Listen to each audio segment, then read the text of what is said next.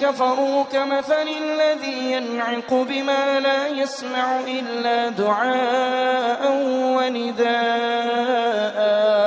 صم بكم عمي فهم لا يعقلون يا أيها الذين آمنوا كلوا من طيبات ما رزقناكم واشكروا لله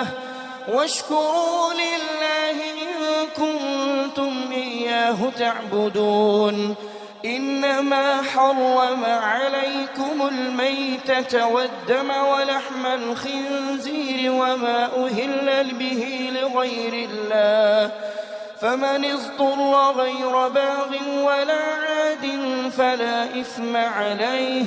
إن الله غفور رحيم إن الذين يكتمون ما أنزل الله من الكتاب ويشترون به ثمنا